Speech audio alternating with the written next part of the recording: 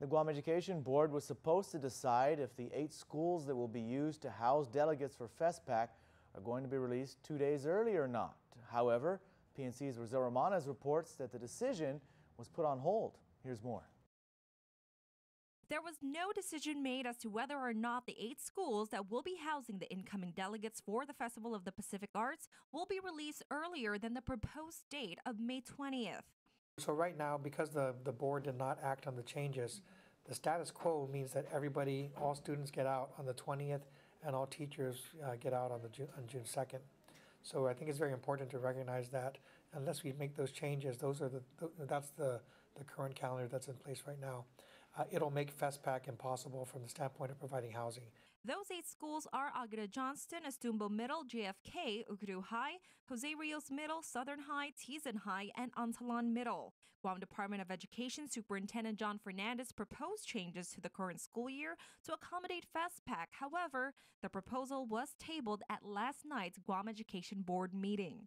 What I was asking them was to allow for 2 extra days for the 8 schools that are going to be affected by FestPac and release all the students on May 17th for those schools. The rest of the students, I propose to keep them in school until May 20th.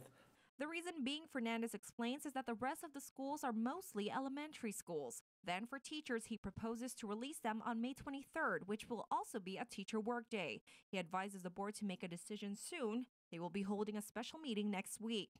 However, the board did approve school calendars 2016-17 and 2017-18, which means having 173 school days and 9 professional development days. Fernandez simply pointed out the changes. So I think the only adjustment is that slightly shorter elementary school day than you're seeing in the current year. Right now we're at 6 hours and 28 minutes. It'll push it back down to 6 hours and 13 minutes for the elementary school day. The 9 full-day professional development days will be spread throughout the calendar year, not at the end of the year like it was originally planned for this current school year. We think that's a better and more effective way to do professional development. In regards to FestPac, GDOE is faced with another challenge: manpower. Fernandez explains that the FestPac delegates will be using up 270 classrooms. So as you can tell, 270 some rooms.